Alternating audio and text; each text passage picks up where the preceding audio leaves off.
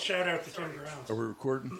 We're recording now, so I don't forget to hit the button. All right. But just while we're getting set up, so that needs to be closer to your mouth. You need to put that closer to your mouth hole. Yeah. That's what she said. Yeah. Okay. That's why I said it that way. That's why I said it that way. Oh, no, I'm not good. For fuck's sake. Paul, can you hear? Yeah, just hold on. Somebody needs whiskey. I'll take one too, please. Whiskey? Yes. Yeah, there's... He seemed surprised last night too. He's like, "Fuck, that's a big glass. Is he going to be able to drink that?" Fucking right, I am. I never drank, but I'm going to. I texted him. I said he sucked it down like a man. No, Yeah. like a stud. Yeah. So he sucked it down like a stud. I'm not going to. Actually, Hey, word I heard. the last thing I want to do is let you down. You're not letting me down, but I was just like, hey man, like if you need to, you can like pour a little. If you want to pour a little bit of that off, and the next thing I know, Fucking the glass is empty. That's what I Jeff told him. Coates pours me a drink. I don't care if it's a liter. I'm going to drink it. I'll fucking walk home. I did say that. I texted Paul when you did the empty glass. I said he sucked that down like a stud. No, I did. But in the beginning, I told him I was like, he's just sipping on a little. Thank you, sir. Yeah. He's just sipping on a little bit. I'm like, hey man, I don't want to waste that. If like you want to pour off a little bit, I'll take some of that if you want. I had you. I was just tasting it. So No, love. it's warming it up. Aaron can hear me. That's a 1.14 that I'm working on tonight. Except maybe now, Matt, he messed me up tonight. So. Oh, okay. Well, now I have let him down, haven't I? Hey, literally, pun intended, the tides have turned. There we go. Mm-hmm. Paulie did jack me up that day. It was, I think it was a 10-year, $750 Crown. We're right here in Maggie's Pub. Thank you.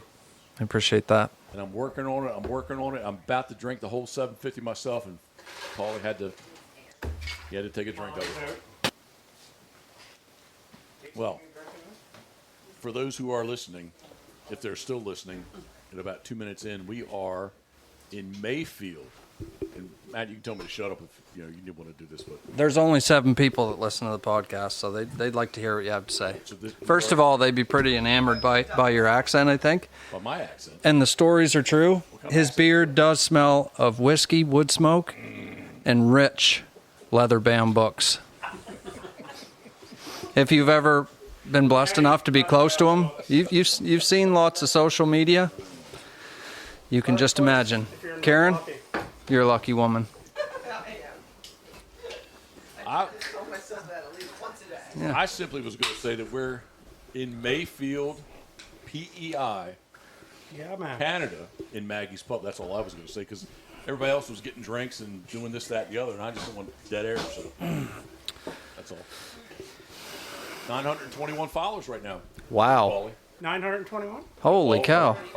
Or could tune in. Geez, that's like 900 more than would normally listen to this. I think I got to put it out there. How do I do it? I'm on here. You need to get closer. Yeah, get in there. Hello. Get like personal with it. Yeah. Hey, Paul, just get in where you're about to touch it, and then just go back just a touch, just so you're just breathing heavy on it. Right there? Yeah, Is that good? that's right. Hi, Maddie. Thanks. Hello there. You said How Mike. you doing? Yeah. No. Matt. Oh, Peop- okay. Copy people- that, copy people- that. Salute. Hello, boys. People pay big money for that. Salute. Really?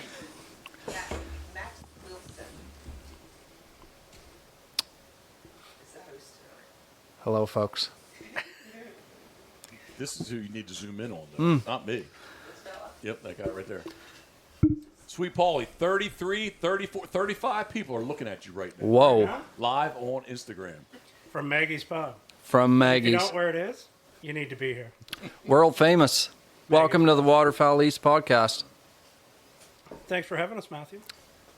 Thanks for coming on, man. It's great to see you. Good to see you. It's been way too long. 100%. Way too long. Way too long. Way too long. Absolutely. And I might just jump in here with a little thank you to you and Jeff. The reason we're actually doing this podcast here is we donated a hunt to the Master National, which PEI Retriever Club hosted this year. And the boys from Ottawa are here in the room to watch the podcast. And just a big thank you on behalf of the PEI Retriever Club. And I know you did me a favor, and I appreciate that. Thank you. Well, we appreciate you Stop. and that visor. I need a. You guys do visors yet? We're going to now. I think you should. Well, obviously, I'm outnumbered. Well, I mean, I have a big head. Like this is barely Velcroed in the back, so I can't fit into a hat. I know the visor you gave me like that doesn't fit my cranium. So if you don't recognize the voice on the other side of these microphones, we have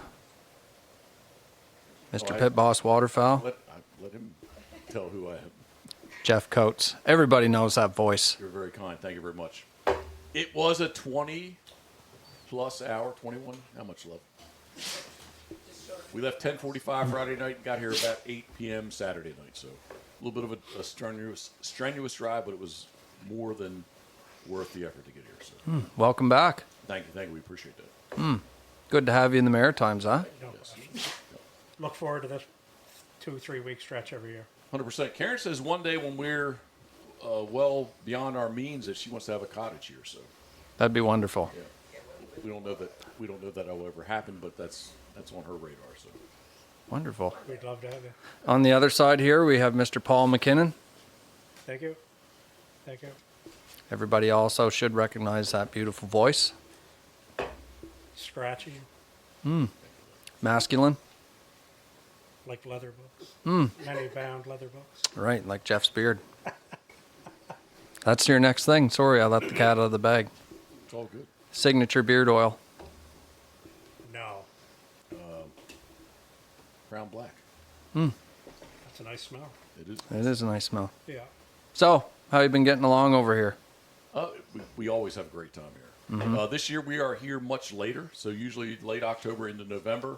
And my very first time up with Mr. Wood to my far right, it was December 10th or so of 2011.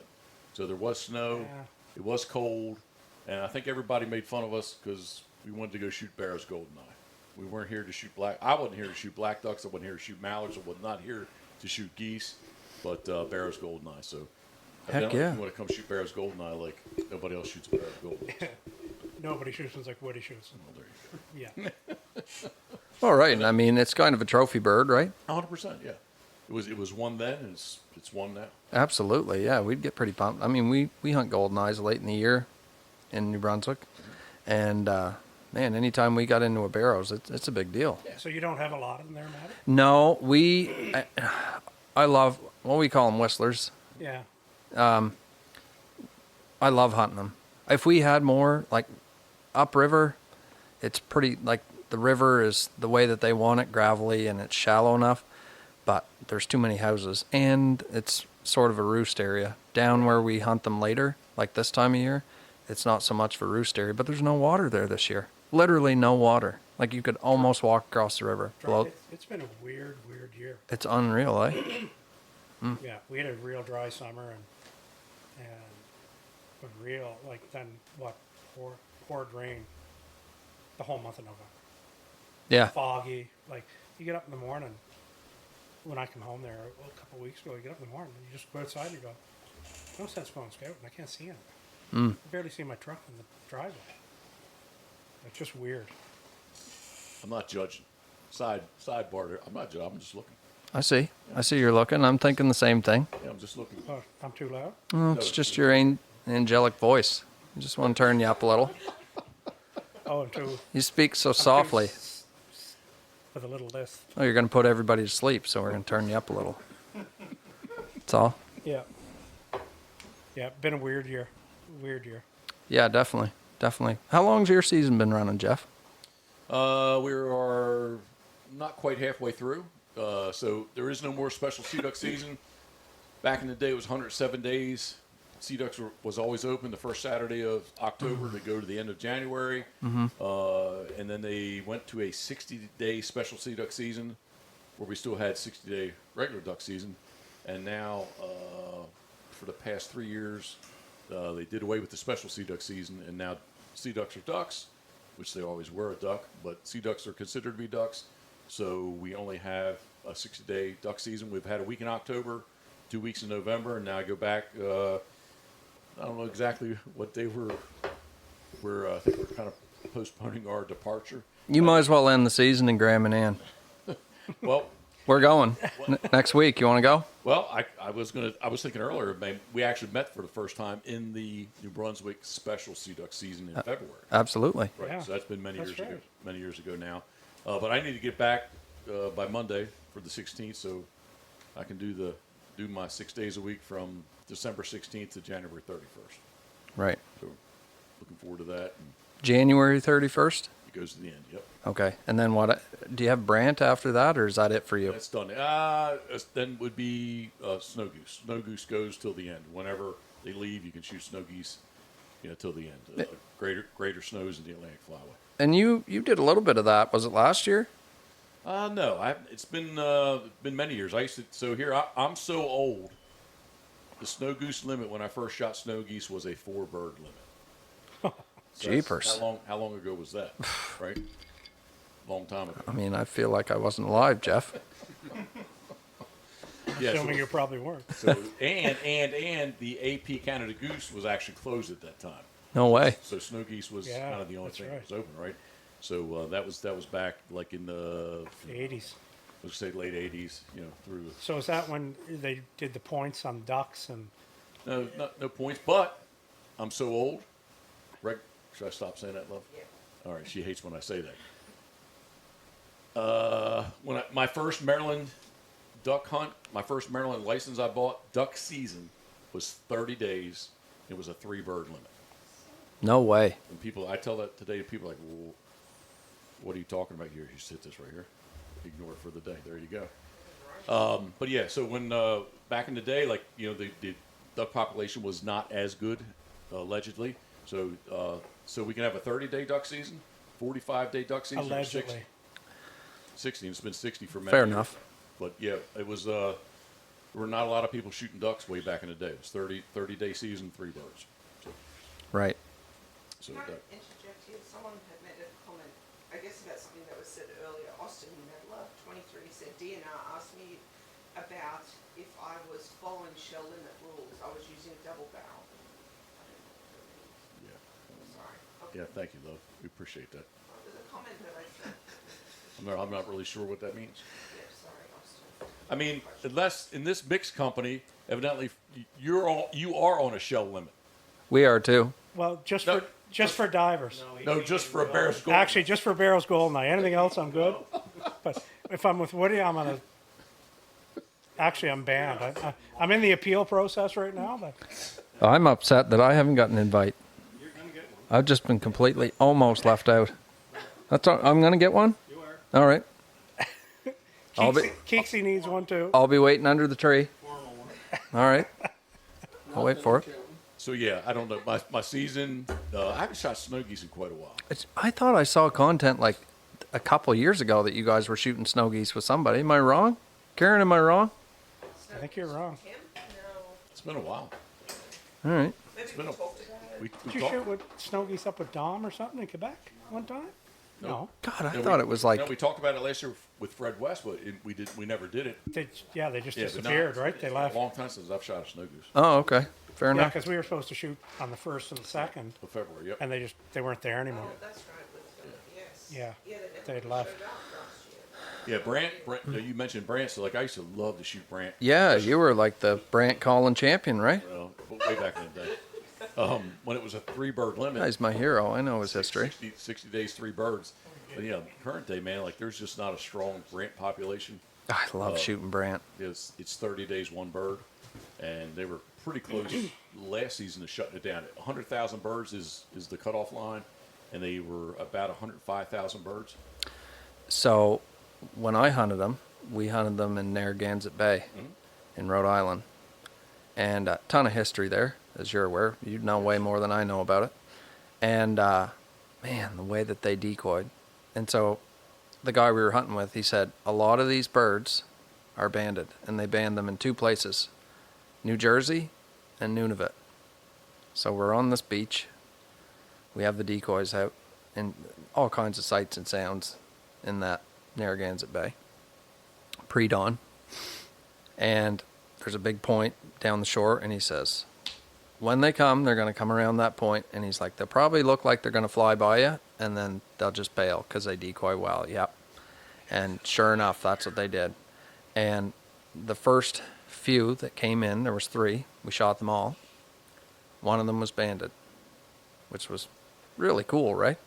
Yeah. Anyway, I said, what's the chances that that would be banded in Nunavut or, it's probably New Jersey, whatever. So we got done the hunt. Awesome hunt. I thought, man, I wish we had more of these around. We've seen them just in the most random places. You guys have shot some over here.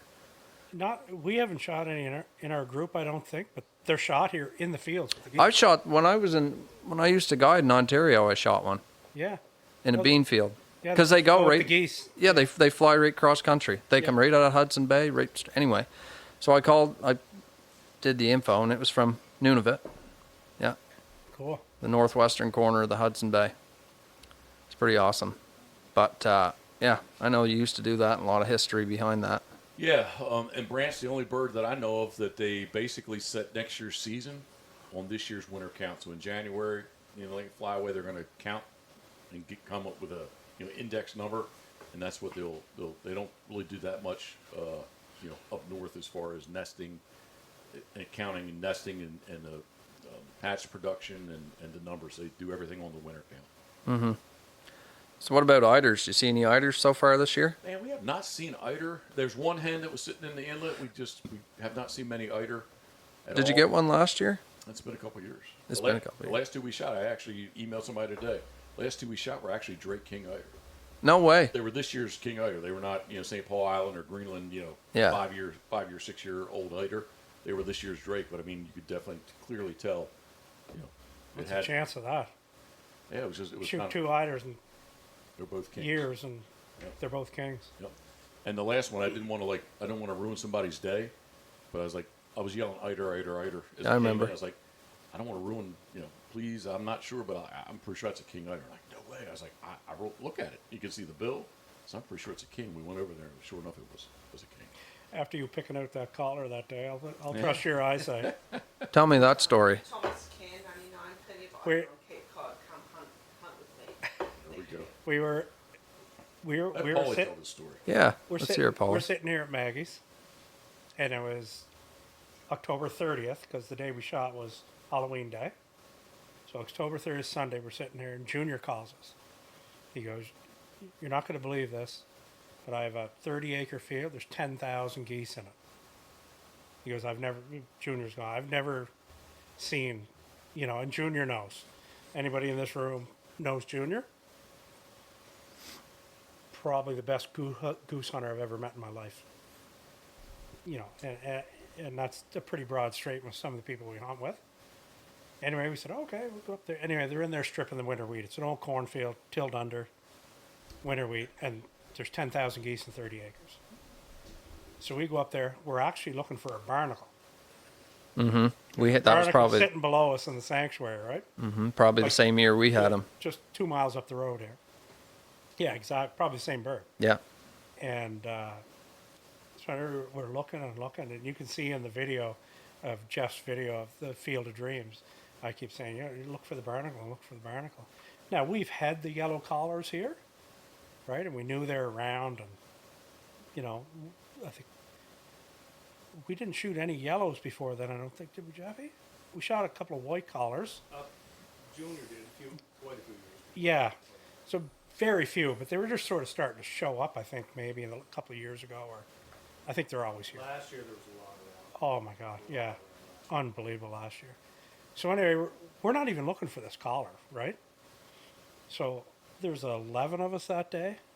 Was that the 50 day or the 55 day? Like, whatever. It's too many. 55, yeah, too many for Woody, but he was there because there was a barnacle there. Fred West was there. Fred West was there. Woody, you wouldn't be interested in the barnacle, would you? No. He just wanted to see it. Yeah, no. Yeah. Tell him there's 11 people. The last time he went with 11 people, I tricked him into coming. Oh, no, there's 6 of us. Oh, okay, I'll go. There's 11. Thanksgiving, Canada Thanksgiving Day. Maggie's last hunt, Maggie's last hunt. who's named after us. Anyway, so you were shooting our birds and whatever, and Jeff goes, collar. Wait, first off, Jeff's not loaded yet. Yeah, Jeff's gun's not loaded. yeah. He's just filming. Like all of a sudden, then you see the camera drop on the ground and the gun getting loaded and the camera being picked back up. So they could, and there was like, I don't know, Proper thing. He's with 8 or 9 birds, and they swing around, and he's the only one that comes back. The other 8 left.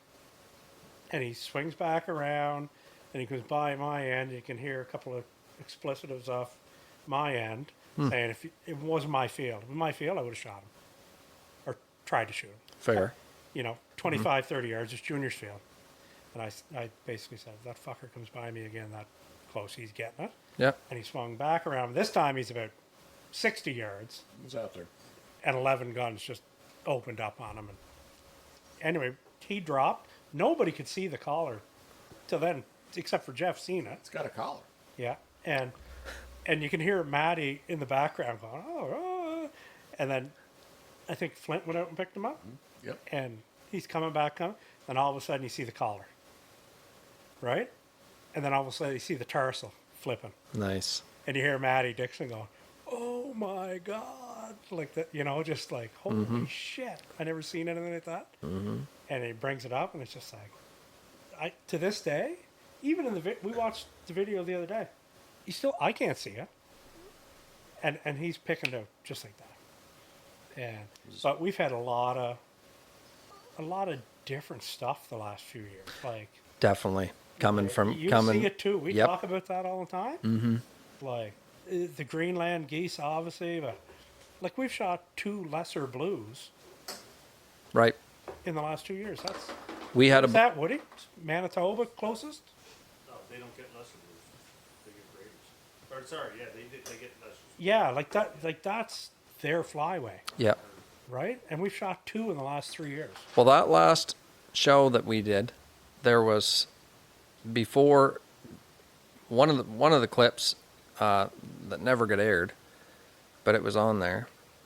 On that show, there was a speck, 20 snows, which we don't get snows very often. You would think we would, but we don't. And there was a blue came over, and that's one of the only blues I've ever seen. But it was a straight up eagle head blue goose. Lesser or greater? No, it was a big one. Yeah. It was a greater, yeah. And see, we're 5 hours east of you, Yeah, and we're getting these lessers. yeah. So I don't know. What do you know? Would that come from Greenland? I'm thinking they might. I don't know. They must. Like, Yeah, it doesn't make sense unless they went south and then just got fucked up. came back and away, went, yeah. Like just weird stuff lately, right? Like we were covered up in snows all over PEI this year. Yep. That first All big over. northwest wind, we had a big, like 60K northwest wind.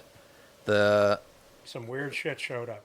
second half of the second week of October. Yep. And the first bunch of birds we saw that day, there was a flock of 50, came over the mountain range.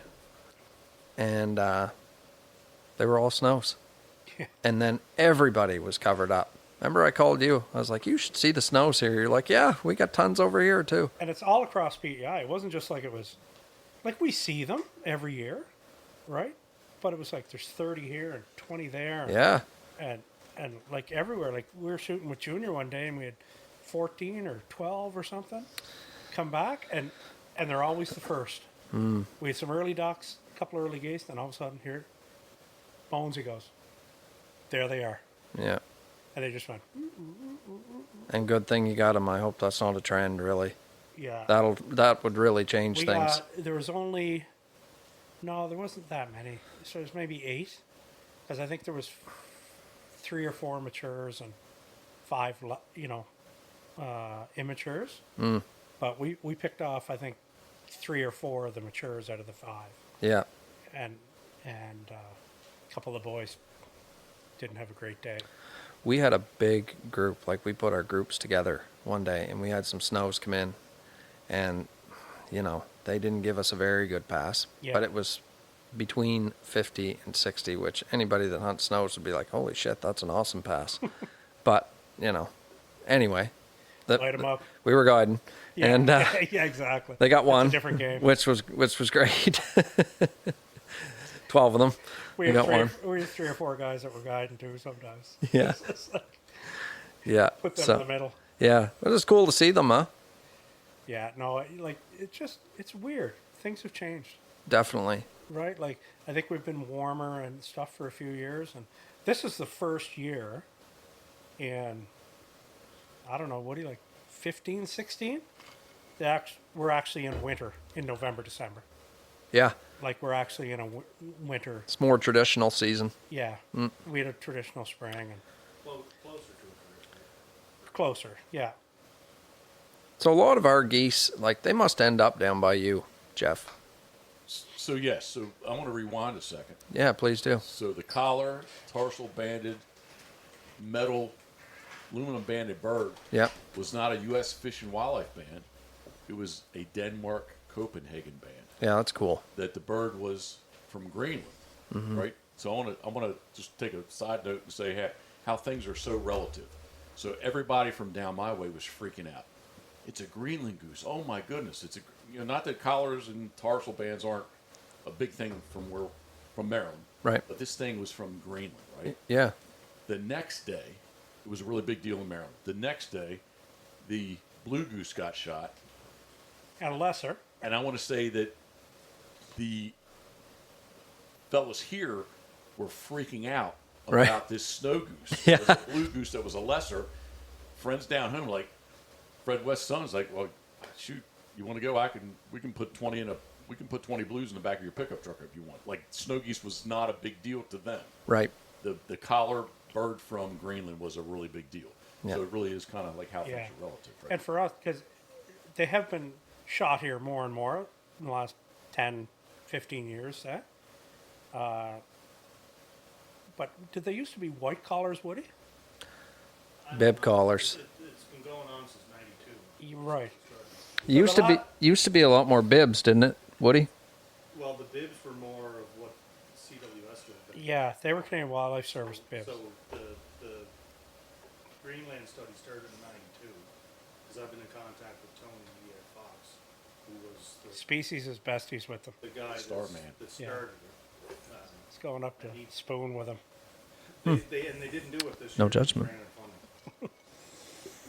All right. So anyway, I just want to say that bird was banned and collared in Greenland. And again, to my friends and my local people in Maryland, that was a really big deal. The snow goose the next day was a really big deal. We were here. more excited because we felt that blue goose, lesser blue, was way more rare than. You had a better chance of shooting a Greenland goose here on PEI Definitely. than you shoot a lesser blue. Still a big deal, From- but to shoot, nobody shoots blues. Yeah, like You know, we don't we see them. shot- We shot another one this year. The boys shot another one. We had a we had a Ross goose here in the spring early season. August? Right before early season. And he hopped a couple of spots and around here, and then poof, he was gone, right, wherever he went. And we were hoping we'd get him in the early season, but yeah, just weird stuff. Like So these yellow-collared Greenland geese, they go on down into from Jeff's paperwork that he has. There's evidently a good population that goes to Long Island, New York, and actually some in Maryland. There's one. I think the latest one in that list was shot in Centerville, Maryland, which is right below Molly's place. So like they from Greenland all the way to Maryland. That's where I figure they got to end up. You don't hear about much Canada goose hunting south of you guys, really. Yeah. Not too much, Yeah. you know. But, you know, we years ago we started shooting specks, and I mean, where are they coming from? pink footeds. You know, pink-footed They're coming geese. from Greenland. Yeah, every year we're getting them come through, Yeah. right? We got them here. Like we shot a pink footed. Robert shot it on Stacy's family farm like 20 years ago. Yeah, Just come in at an hour going, what? You know, what the hell is that? Landed about 50 yards outside the all by itself, and you're looking at it, and it's got that brown, like that light brown look, and you're looking at it going, I don't know what that is, but somebody better shoot that because, you know, we didn't know then, right? Like. right. He had Woody in the blind, he'd be able to tell you. Like, we didn't know. We just killed shit. Yeah, obviously it was Right. different, so you're going was to shoot weird. it. Yeah. Yeah. And Robert stepped out and shot it at like 60 yards. It was big footed. Yeah. Crazy. Crazy. But- How was your year? My You had a year, big year. we had a best year we've ever had. I was going to say. Yeah. One more note on the callers. No, I can't. Danny Clark, The taxidermist. He had one in the shop. We saw it yesterday. Did you? Yeah. Isn't that neat the way they don't rivet those bands? They just bend that extra piece over. So that band wasn't the same as the one that was that day, the collar in the Field of Oh, Dreams. it's a different band? Well, it was not the same style aluminum band. The one in Clark's looked, it missed the rivet, but that was like a Raptor band. Right. It was kind of folded over and bent, but it would, for a Raptor, it would, in my mind, it would have a rivet holding it together. Oh, So when they go down and hit something, that they're not knocking that band off. Right. Right. cool. So here, just real quick too. So that the Greenland geese, that one that was shot in Chestertown, Maryland, that's not considered to be that's not an Atlantic population goose. That's not, quote, a migratory goose because it didn't come from the Ungava Peninsula, which is generally typically all our birds that are in Chesapeake Bay region. The traditional migratory Canada goose, which is an interior classified as an interior bird, they are basically all nesting on the Ungava Peninsula. Right. So I think definitely came probably even further north than those birds, but the Greenland goose would not necessarily be considered to be yes, it was a migratory bird. It wouldn't be part of that. But it's not. But that's why you it's not guys those are birds. restricted, and Ontario and Quebec are restricted. And that's that population, right? That Atlantic population. What is that, right? Or Oh, AP geez. Population. NAP. We're gonna get into. We're that going to go again. down that We're road? gonna go down that fucking rabbit hole again. Holy shit. PEI Duck and Goose Hunters Facebook was going pretty wild there. Probably the biggest thread ever. About 80 You comments. should have seen the early season 7 or 8 years ago. What a shit show.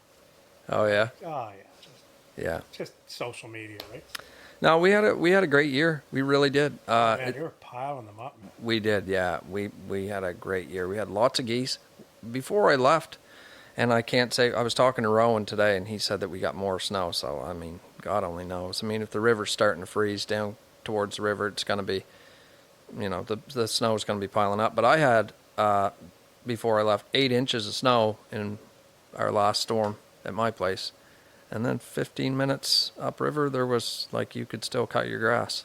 You There was look no at the snow. boys today. We're shooting over with Josh at Point View, Yeah, and it's green. yeah, And I stepped out here at 7:30 this morning to go scout and try and find something because Yeah. we lost everything. yeah, For the guys shoot tomorrow.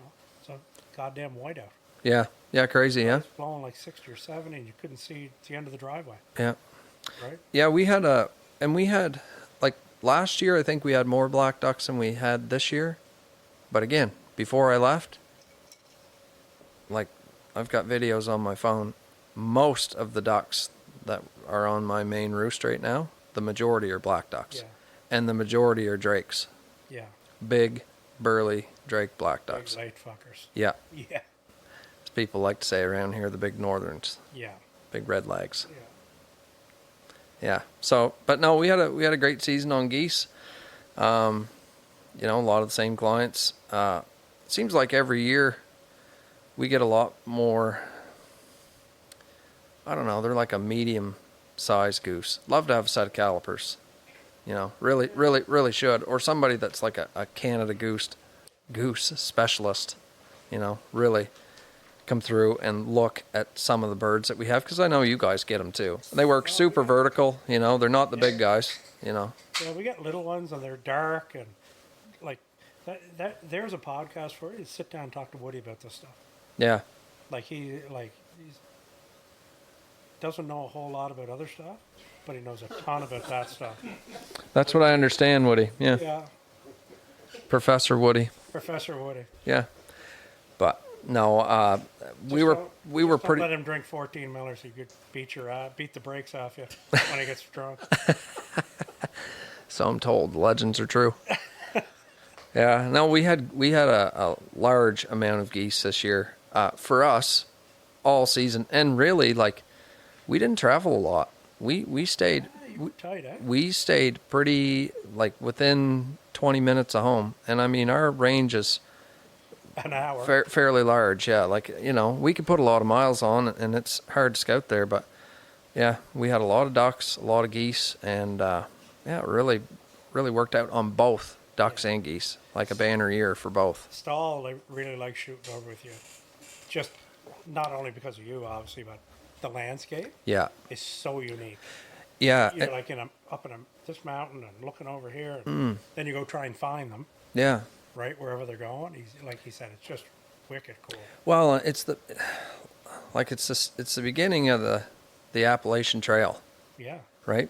And it is super unique. Like I haven't hunted certainly as many places as he has, but there's just sort of no place like it. And until you get somebody like him that's been around hunting Canada geese a lot of places to come there and say, you know what?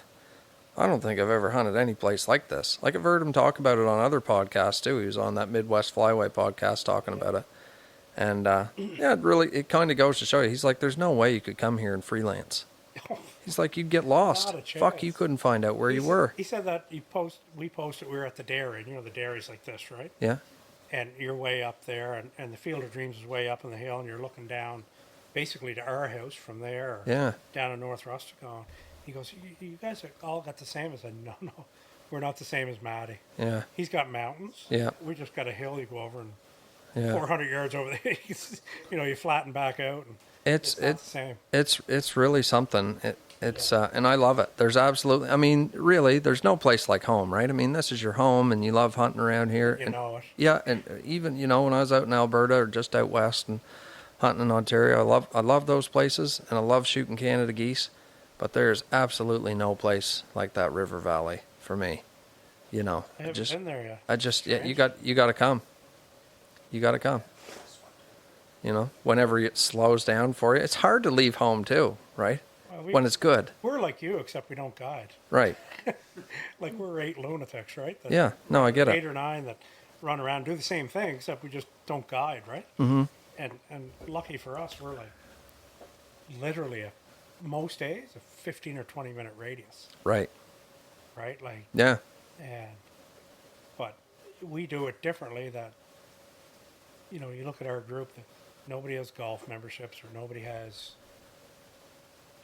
whatever, right? And Yeah. it's like we all just love it. Yeah. There's 4 or 5 guys beating the road. Like this morning, I'm getting texts from everybody because we got the guys here, right? Yeah. Jesus, this is frozen. That's fucking frozen. Yeah. I can't even see this. It's blizzard, But we that's every night, Yeah. right? 4 Yeah. or 5 guys every morning. You go hunt, shoot, clean your geese. Where are the birds? What fields? Do you got them? And that was one of the things the guys from DUTV knows. You guys leave decoys in your field, eh? Yeah, we move all the time. Yeah. That's tradition here for you guys. Yeah, and it's not anywhere else. No. Well, somebody'd steal them home. Yeah, 100%. and we've lost them here, but Right. But every morning, if you go and the wind shift it, and you got the decoys in a certain part of the field that maybe it's going to be a real big wind, you want to be in the low part of the field. Yeah. Like you're moving decoys. Like Right. I'm driving around now. Like I know the east side, all my decoys are froze solid Right. with snow that we'll have to go and beat the shit off tomorrow. Mm. And Need a leaf blower, Paulie. not tomorrow. It froze up after tonight. Yeah. We go ducking in the morning. It's going to be like -20. Yeah, it's gonna be cold. Yeah, but we're close and easy walk Yeah. and stuff. But Yeah. tell me this, Matty. And here's my story about meeting you. I met you in Otter, and judged your first master test, I think, Yeah. right, or your master title.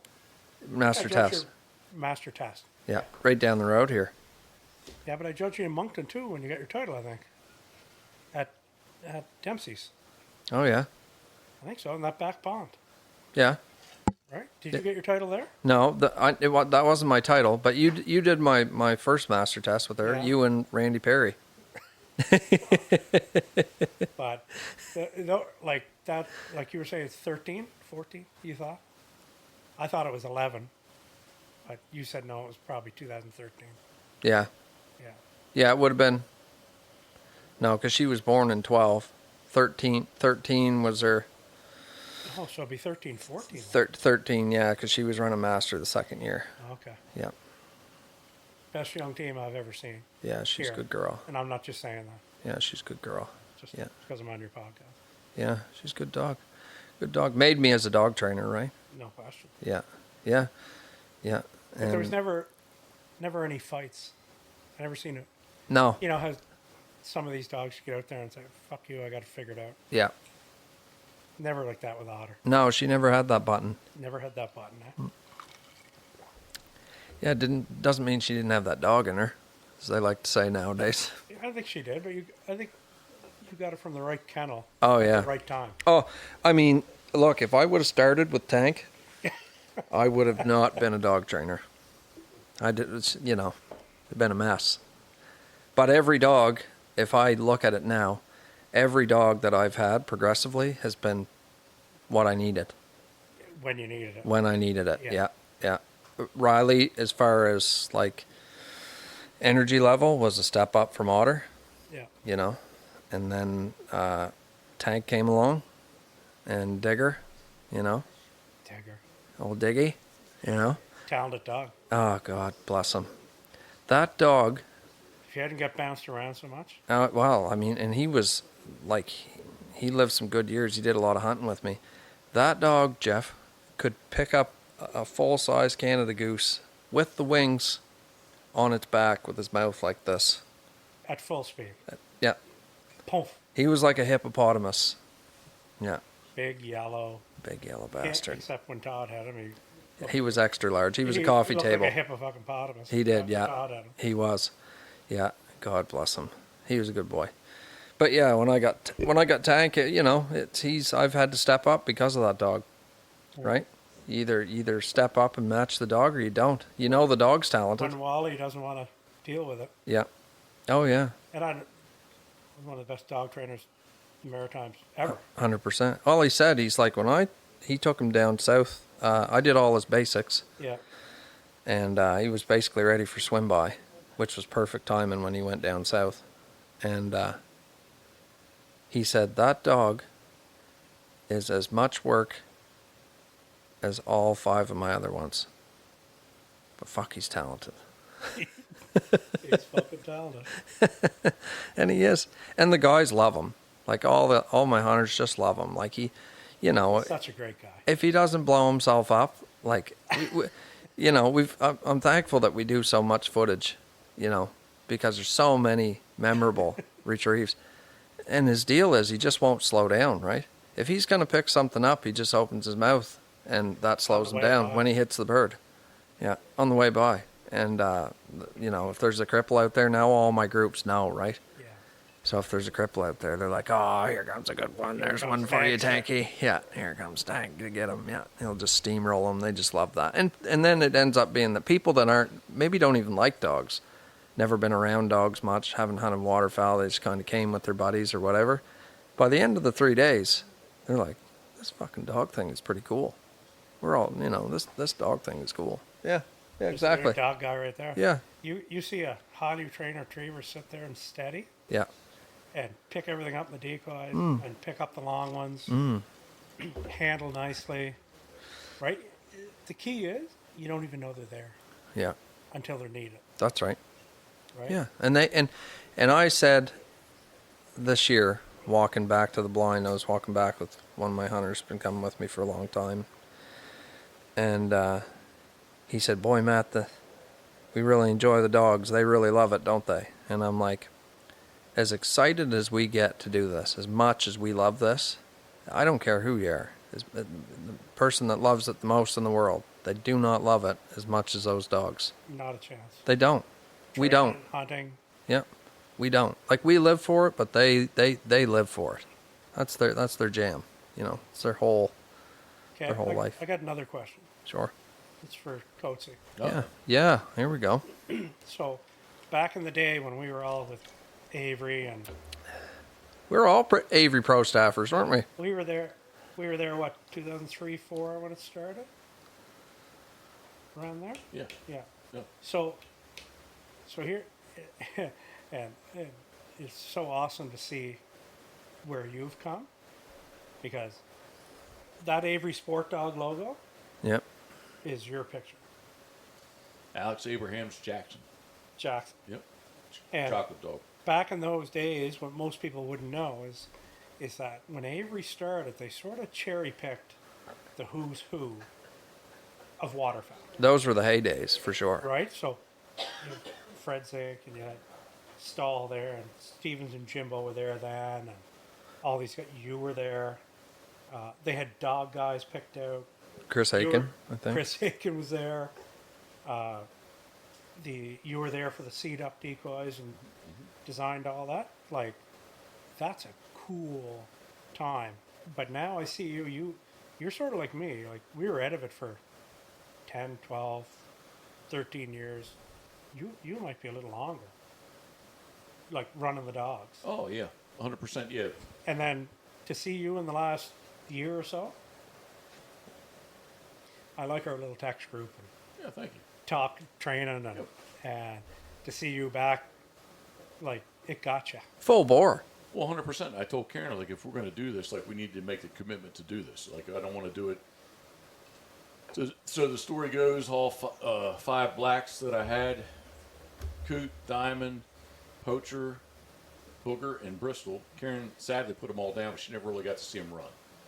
And when she put Booger down, he was the last one to go. It would have been in June of 2017, 16 or 17. And she's like, hey, do you want another dog? I was like, we were fishing at the time in the ocean. And, like, we always kind of, like, watch our watches. Like, the dogs have been home. We need to get home. And it was in June. I was like, nah. I said, maybe we could find something out of Coot possibly. But I say, I think I'm done. So, anyway, we just kind of let it go. Got a different phone call on a Wednesday night. Hey, Jeff, Josh Butler, you don't know me, but we know each other. I want to invite you down to Texas Teal. He goes on and on and on. I was talking speakers so Karen can hear it, so I don't have to repeat everything. And he's like, the weird thing is, like, you need to fly, in 2 days. So, like, anyway, we made it happen. I went down there. We, all around the duck camp were dogs. We gunned over dogs, and I got back to the airport. I called Karen. I was like, I want a dog. So I kind of just started it back up. And anyway, that's kind of how we got back into it a little bit, especially with the new place that we built. It's a little more dog friendly, and with Rye, I basically just force fetch her so Karen could go run her in junior. Didn't do much more than force fetch her, and so Karen, we got through 4 passes. 4 for 4. She's a junior hunter. And Karen's like, what can we do? What can we do next week with her? I was like, we can't do anything. Yeah, she was hooked. Yeah, we're going to be stuck for a while. I said, I had to go back to the piles. Like, we Yeah. can't do anything with her. So anyway, started to get her caught back up. But then with Scoter, like, really just did make the commitment to let's like really do this. Let's do this shit again. It's awesome that you're, it's such a couples game. There's so many husbands and wives and just women in general in the sport. It's great to see. I know, like for me to have Stacy come over after everything Jack's went through this year and hurt, off for whatever, and just miss the Master National. And Stace was there when he got his Master title in September. Yeah. Where she gets to see everything we do every weekend and Yeah. just the joy it brings, right? It's a big deal. Yeah, it's a big deal, Big deal. right? It's a lot of time and effort. Like I train a lot of like most of my business is training obedience, pet dogs, like service dogs, just not gun dog work. Yeah. Some, but the majority is not.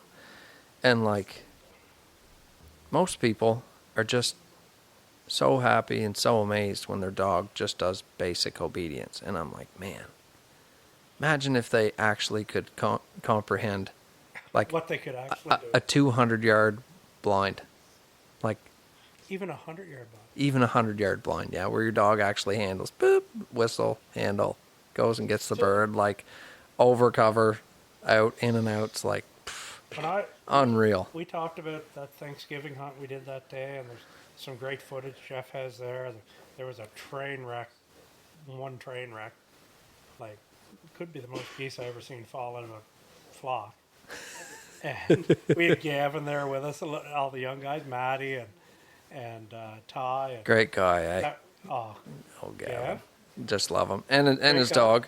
And punch you in the mouth, too, if you're not careful. Yeah. That's what I like about him. Yeah. He punched a guy from home, actually. Oh, I bet he did. Yeah, he did, yeah. He Say the deserved wrong it. thing. Yeah, he deserved it, yeah. Yeah, exactly.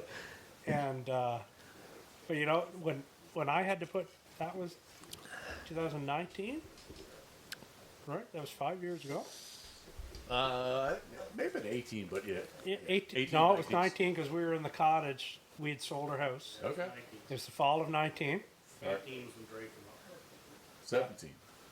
No, they were 18. Jeez, don't argue with Woody about the numbers there, Mr. 25, 26. No, he's suspect on the numbers, not the species.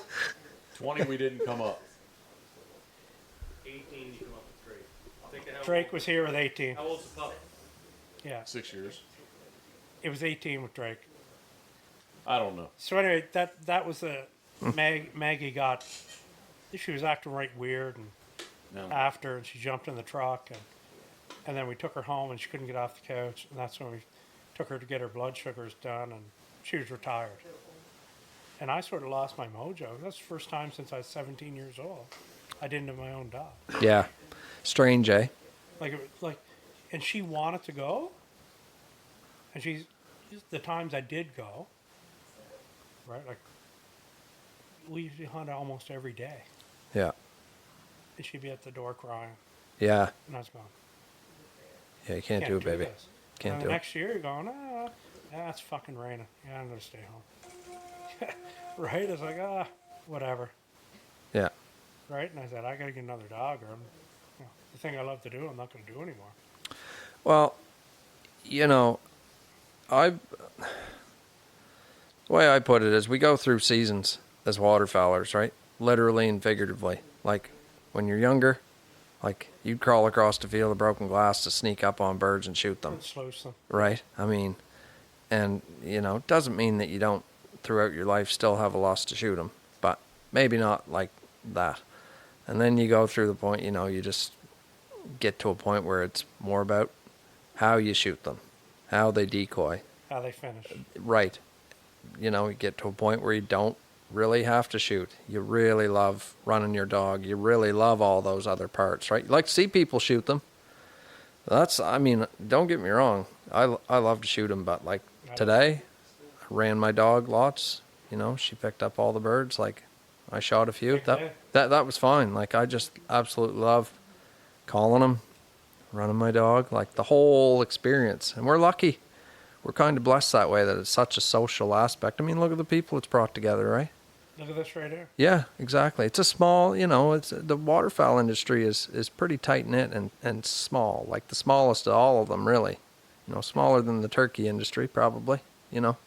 Oh, way smaller. Turkey is massive. Yeah. Compared to Compared maybe to not in Canada, but in general, it's massive compared to. well, it's good. Like waterfowl is so small. It's those relationships, right? Like you look tonight, we got the guys up here for the Retriever Club hunt, right? Yeah, Who know Keeksy, yeah, who retired and moved here. yeah, Yeah, it's a 9 small, degrees of separation. Like yeah, you're right here, right? yeah, Small world. small world for And sure. you talk to the guy. You see them on Facebook. You see Brandon, you see Paul. And Yeah. Look at, but you meet them. It's always almost all good, Oh yeah, right? yeah. It's almost all good. Those who have a bad name normally keep it. Whoever's a donkey, they're a fucking donkey. Yeah, Right? You just 100%. Yeah, tell them to go fuck themselves. And they tend to go away, right? yeah. Hopefully, Edit that out. we're not gonna edit that I out. know you're not. That's part of That's it. like the gargoyle. Yeah.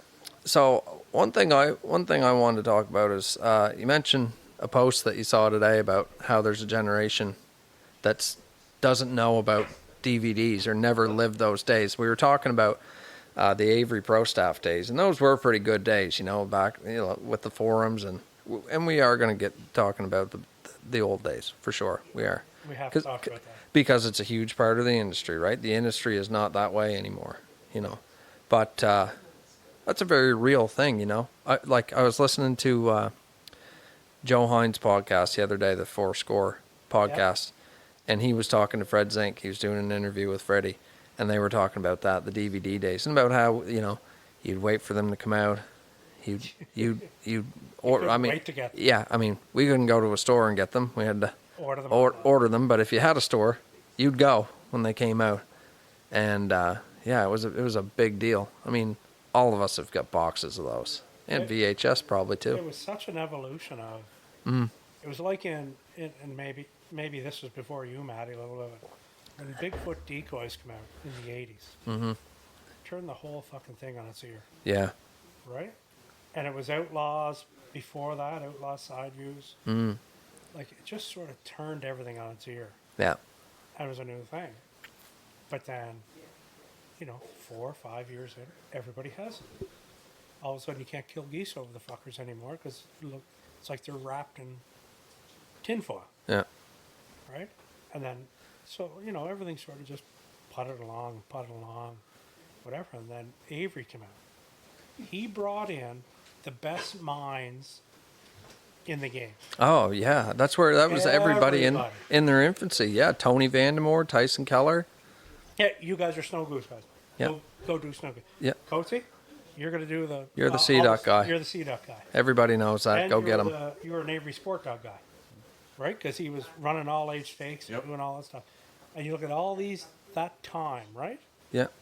It was another evolution. And there was gatherings at that point. Like it was a big, Every weekend. Yeah, like Even in the Maritimes, like you go somewhere, there was calling contests every Yeah.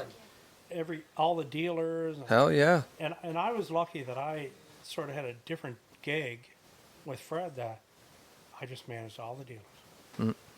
You don't got shows up there, you don't got Cabela's, you just take care of all the dealers and just send the stuff to Don, right? And like that was and then the flock decoys came. I was like, holy fuck! And if people don't think that was a game changer, they're out of their mind. Greenhead gear decoys itself. I remember Game when they came out and they did those 24/7 videos, and he had those, and they had the fixed bases like that could totally. There was nothing like that. Yeah. And then ever since then, he just. I mean, let's be honest. Like Freddie's really. He's been an innovator. Huge. He's a great friend of mine. Huge. And we got to reconnect a couple of weeks ago there again at his home with his wife and just talk about life. Yeah. Because they've had some horrible struggles, Yeah. both of them, personally. And, but if you look at chokes, even ammo, clothing, all the layup lines, decoys, there's not much he hasn't had his hand in at some point. Yeah, and when you listen to him like on that podcast talking about, being around Tim Grounds and how things started and things out in Southern Illinois and all the places, Crab Orchard, all those places where people used to guide, and there used to be 10,000 black and whites out. Yeah, around tons of geese and stuff. Like we sort of missed out on that, right? We don't have that culture here. We could only read about that stuff. Right. And when I hear about that, I'm like, damn, I wish I would have. Yeah. I wish I could have seen some of that. I wish I could go down there and live some of that. He appreciates that because you remember the message he left you. Mm-hmm. Like we're sitting there at his island, and he's calling hunter grounds. He was calling goats. He's just calling everybody for drunk as arse, right? Yeah. They're just pounding the lobster into them, and he's just calling all these guys, and he goes, because he appreciates all those guys. Yeah. Right? And everybody had and Freddie had his point, but everybody had a hand in that evolution.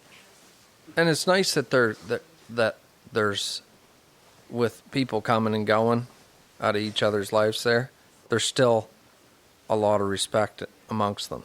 You know what I mean? There's not a whole ton of bad blood there or anything like that. Like there's a lot of respect there still.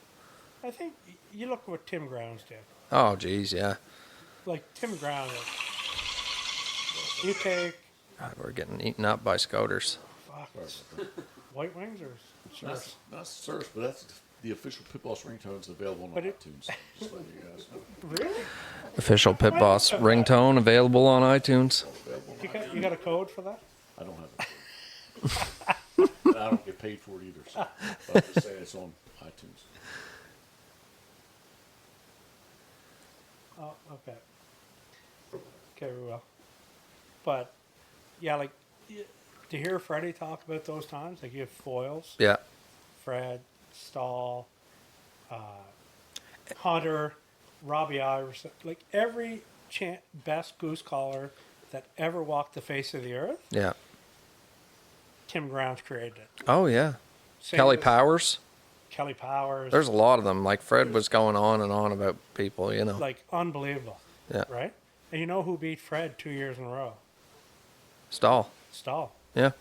And which I feel at times, you know, is sort of underrated. Like you don't hear as much about Stahl as I feel like you should.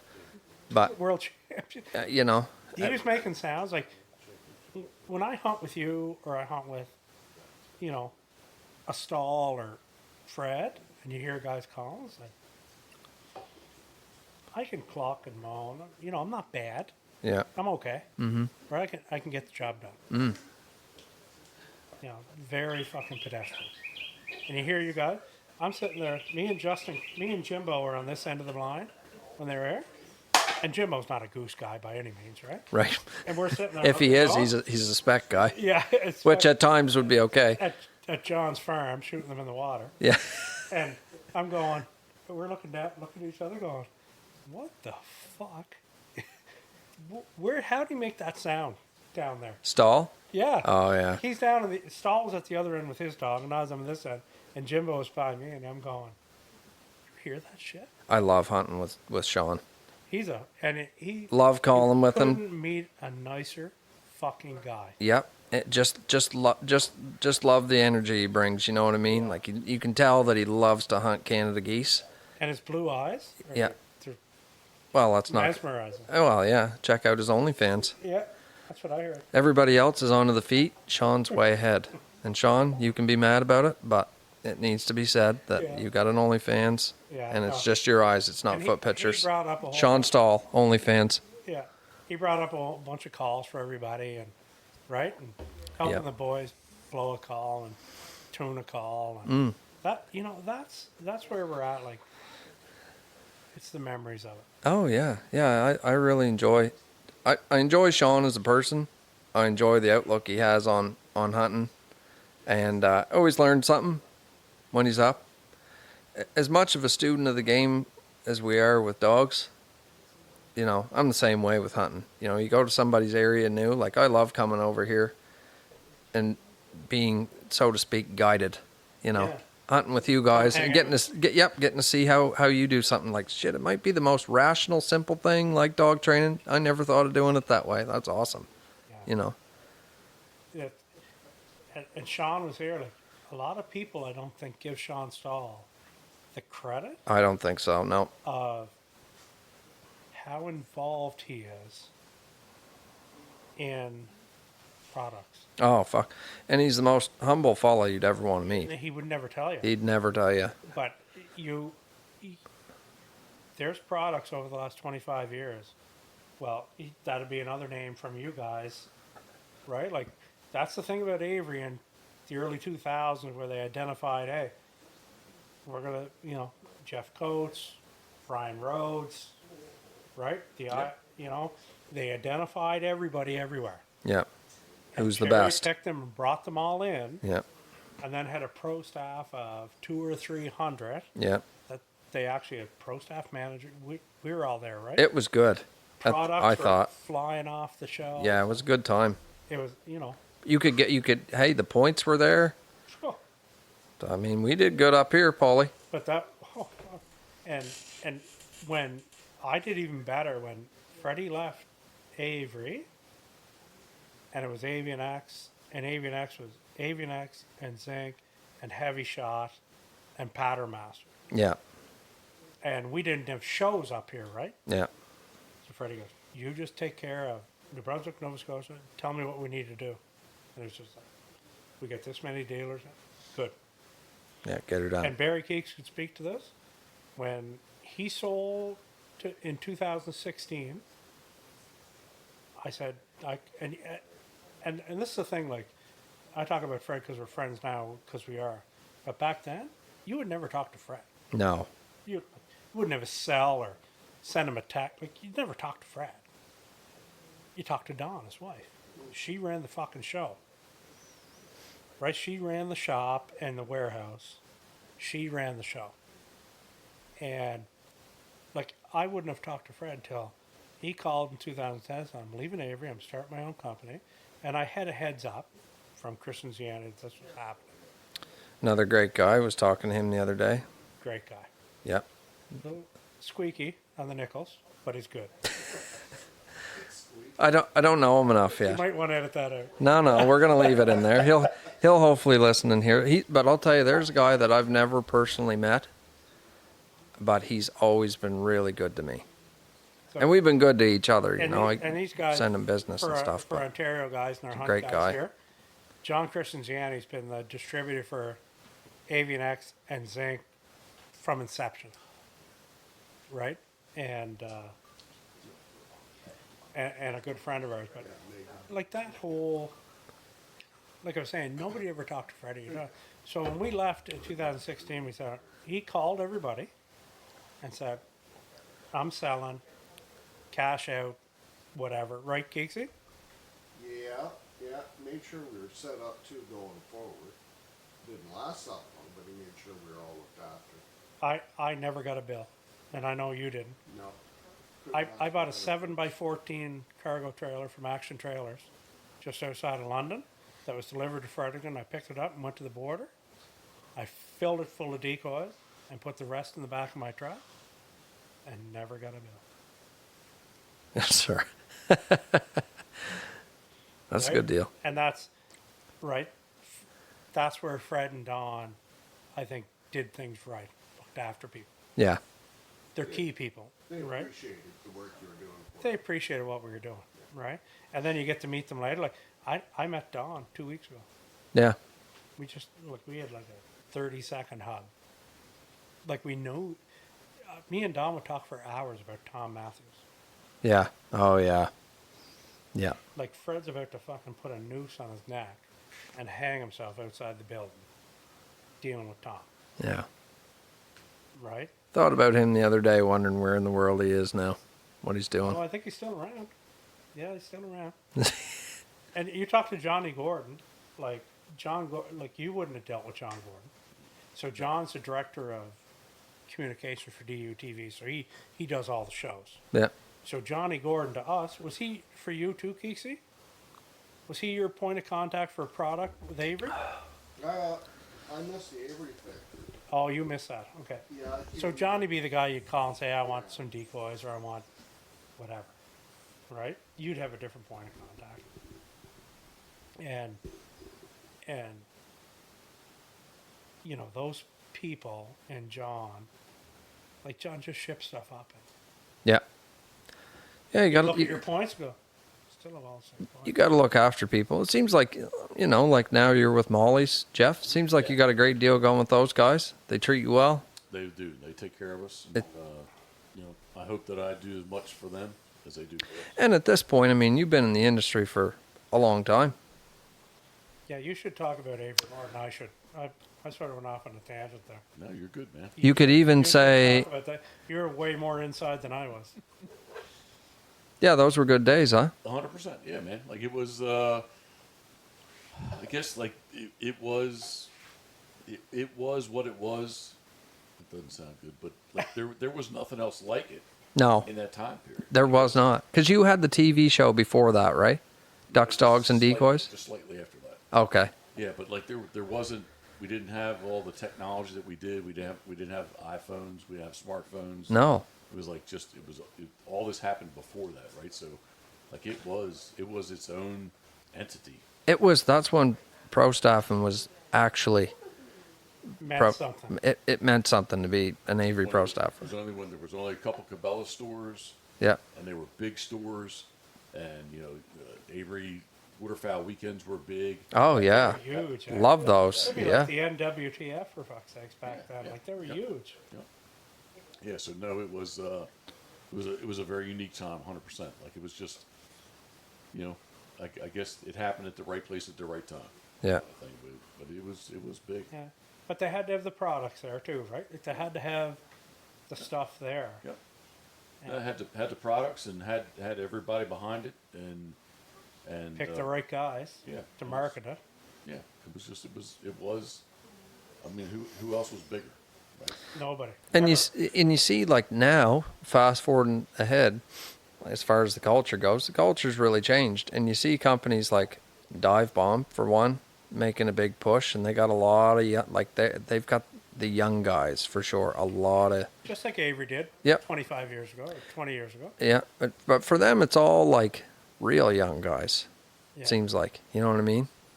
I don't know. I don't follow dive bomb a whole lot, but Matty, I think if you look back at how it is now, because like here's an example. Asher asked for an overview of the hybrid blind and chair and I said the dog doors are the biggest fucking mistake, or the biggest. You should never have a dog at your feet. The best dog in the world is going to have a bad day. And if he's at your feet at a dog door in an A-frame, to me, somebody gets shot. Plain and simple. but so And if I didn't say did, it sucked. I thought overall the blind was good. yeah. Like size-wise, it was Yeah. bigger and longer. No, I thought you were fairly diplomatic there, but I mean, if you're For a gonna while. if you're gonna make a product, when somebody, especially somebody, or well, anybody really, but especially somebody that hunts a lot, gives you feedback, like that's your opportunity to improve. No question. Or you take it and you file it, even if you don't agree with it. Thank you, Paul, for your input. If you're one of 1,000 that's and everybody where- else and that's likes where, it, where it ended up, Asher messaged me and said, "Listen, I was totally off base. Thanks for your feedback. We don't agree with that." said, "Well, saw. That's fine, and whatever. But you asked for it, yeah, so we shoot at A-frames, and we do okay over here. But if you're going to hide in the middle, and we put them beside each other, it's a foot taller with the grass, right? And it's wider this way, so it's harder to close that hole up, right? Mm-hmm. Which you just do if you have to do it. You got to close that up. But they made the seats to go with the blind, so that seat in an A-frame is perfect. That seat in a hybrid, because it's 6 inches higher, you got to basically do a fucking squat and get up if you're going to watch what's going on. yeah. Especially if you're one of the guys on each end calling the shot and stuff. But it was no different back in the refuge days No, when shit was getting released, and the great thing about social media, everybody has an opinion. absolutely. But where's your opinion coming from? Is it coming from somebody that knows what they're talking about? Or are you coming from a young fella that's full of gusto and I can shoot as many geese over you over silos and whatever, right? I was a little disappointed in their reply. I guess that's where I'm coming from. Oh, I was too. And I Felt like you just could have said what you should say. I appreciate your feedback. yeah. Thank you very Thanks. Thank you very much. Not Yeah. appreciate your feedback. We don't agree with it. Well, that tells me that you don't appreciate it. Actually, I don't follow what they're doing too much. They're pretty dialed in though. But their company is big. Like they have a lot. They have a lot of products. A lot of people use their stuff. They're going at it hard. They're doing the right things. No, they are. They are. No question. During that time, though, They're like the next evolution. yeah, for sure. And I think they're going to come out, from what Ash were telling me, full body goose decoys and flock goose. That's all. But you got to be able. You got to be able to listen. You have to be. You got to have a little bit of a tough skin. You got to take. You got to can't- take information from people that hunt, and you're not always going to like it. But you got to look at it and go, "Geez, maybe Especially maybe these experienced people, guys that may be around. maybe for a these while. people are on to something." And you got to look at who's got your stuff, and go, "What are we looking to do? Improve, or are we looking to sell gear? No question. What are we doing here?" And at the end of the day, you better have good gear, because Yeah, all the other stuff, because somebody else is going to come out with. There's going to be another evolution, because we talked on the last podcast. Yeah. Sitka's a new evolution, oh yeah. right? Like Well, Sean puts it this way. He says it's not an evolution; it's a revolution, right. and he's right. Yeah. Right? I mean, look, we're back to using corrugated plastic silhouettes. Like, why is that such a big thing now? Yeah. That's nothing new, right? I mean, the Eastern Shore, did they use silhouette decoys? Did they make them themselves? They're still doing it. 100%. They're Yeah. still carving them, right? making them out of plywood. Yeah, right. But it's about being different, right? So you go through those evolutions of that stuff. But you're right. I like what Dive Bomb's doing. Yeah, They're going clothing. they're a big company. And they're going order direct. Same as Shen. Same as Sitka. Yeah, Well, Sitka you can buy anywhere, but and you look at these guys on the side. That's the next evolution, right? What's next, though? what is next, Jeff? What is next? What is next? I mean, I would think just improving on what's already there. Yeah, what else are you gonna do? I mean, you've been in the industry for a long time. You've done a lot of hunting. More than us combined. Yeah, I don't think so. Look on the inside, though, about products and Yeah. I mean, again, like it's still, I guess at the base of it all, still going out and put some decoys out, whether you're on the water or on the field, and getting birds to decoy them, attract them, call them, and shoot them, right? Mm-hmm. But yeah, there's some things out there. Benella just came out with this AI barrel. yeah. Yeah. I saw that. Yeah, it's like just things just keep getting tweaked and tweaked and tweaked, and I mean, a gun's a gun is a gun is a gun, right? But they're going to do something that's just a little bit different. Yeah, and they got the money to do it. what about goose decoys? Where do we go? I don't know. Motion. Got to be motion in the, Well, in the spread. the thing about the motion is for goose decoys, like water. I mean, there's so much stuff to make a ripple on the water. Yeah. So many products. But And now they're swimming. And yeah, fucking, those pullers and stuff. Like the biggest thing I see for the field is how do you make it and make it Realistic. cost effective. Hey, you can make whatever you want. Can you mass produce it and make it so it doesn't cost $1,500? You gonna sell any? Like, No, it's got to be. If you put something in a flock goose decoy that could walk around, I think $400 or $300. Because if you put 4 of them in amongst 150, because there's really been not much. When we There's think been about nothing. Canada goose hunting, there really hasn't been much. no. They came out with the jerk flag there. I mean, that's for a lot of us nothing new. They just kind of mass produced it, right? I like that new flag, that one I showed you I got. Yeah. I was going to ask you about that. It's right there. And see, that's who's going to come out with that stuff. Somebody different. So, well, just somebody that has that idea and they're going to make it in their garage. Can I go pee? So you got how many days left, Jeff? Here? No, in Oh no, a good. I think we're on day. I lost track, but day 19 of 60. So a good 40 days. yeah. So what are you gonna do with the rest of your time here? Enjoy it. You gonna do a little more hunting or? We're gonna do some more hunting. Enjoy it. I like to try to we'll see what Maverick and Cobra / Woody would we can maybe get and shoot another bears maybe. And we need to get Karen would like to get Rod to retrieve a couple, the female mama dog, get her to retrieve a bird or two. Yeah. I'm hoping, man, like Sunday night looks like there's maybe a couple more inches of snow. That would be kind of cool for us. Yeah. We love being here. We really do. Yeah, I bet you do. Yeah, we do. Sometime you're up this way. What's that now? What? I'm gonna get 10 centimeters on Sunday night. So is that 3 inches? Good question. All right, there we go. I'd have to ask your husband because he's very good on measurements. No. Wow. Hey. Let's not go down that road. Went down that in your last podcast, the dick measuring. Girth. Yeah. It's the girth. Sometime if you're gonna come up, when do you like next year? You'll probably come earlier, right? Well, we don't. I've been asking Karen the past couple of days. So do we like December better or late October, November? Right. She says she still wants to wait, but I will say this: when you get back in the afternoons at Shaw's, it is nice to go out and sit in the sun. Like it could be cool, but the sun's hot, Yeah. and like we have not, we haven't been able to go out and sit out back. In the Yeah. Yeah. It's different this time of year. So we get to see the leaves change in late October. when are you normally here? Late October. Late October. Yeah, like third week of October. Okay. For almost 3 weeks. Is that right? Yeah, it has been. So you get a little bit of coolness. You get a little bit of maybe skim ice in the morning. Yeah, maybe it flurries a little bit, but like the grass is still very green and the leaves are still very orange.